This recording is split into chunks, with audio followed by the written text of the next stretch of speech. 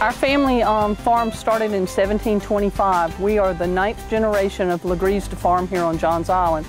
Sarah is the 10th generation, and hopefully she'll farm too. It's hard to say why we originally started farming, except that everybody farmed in 1725. That was Solomon Legare was our 9th generation grandfather back, and so that's how long we've been here farming. So we're more than a century. We're several. We'll soon celebrate our 300th anniversary.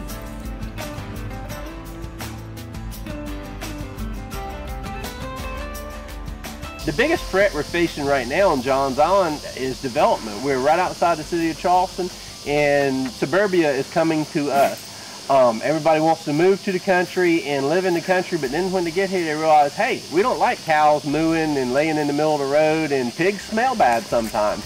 And that's one of the biggest problems that agriculture in general and our farm in particular is facing here on Johns Island.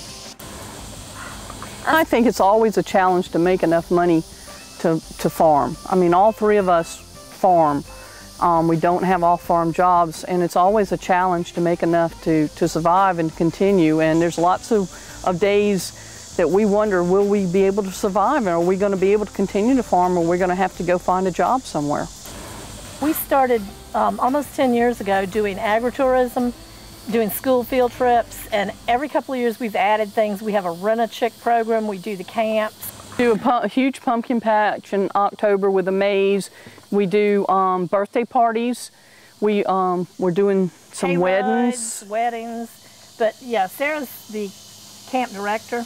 We also try to teach the public, especially kids, about farming and how important it is. We do a summer camp, and I would like to expand that. Very active on Facebook now. Facebook has been, a great thing for us to get the word out about the farm. I never thought I would say Facebook's a good thing, but it has been a good thing for the farm.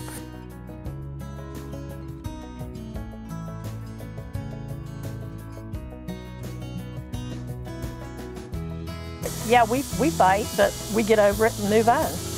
Well, and I think that helps us too, because sometimes when things are bothering us, we scream and cuss and kick dirt and throw things, and then, we get it out. And it's all, and we know where we stand.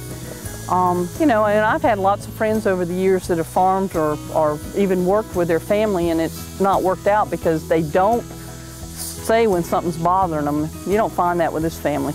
I don't apologize to anybody for the stance that we take on things to preserve agriculture on Johns Island. Agriculture is South Carolina's #1 industry, and I remind people of that all the time, and we're proud of that, and we're proud to be a part of that. I'm very proud of what I do. Don't make a lot of money, never will. We struggle lots and lots of times trying to make ends meet, but I'm very proud of what we do. It's kind of like being a noble failure. It's a noble thing. We aren't always successful, but we're trying and we're struggling, and I just hope we can hang on to it, and there can be a 10th generation and an 11th generation and so on. And I'd like to think that what we've struggled so hard all of our lives was for something, and when it's all said and done, that this was for nothing, that we didn't do it for nothing. It's great, getting the farm and being able to keep it going, but it's scary. I have a lot to live up to, and I am the only child in the family, and my mom has a sister and a brother, and they work together, and doing it by myself is going to be hard, but I hope to keep it going.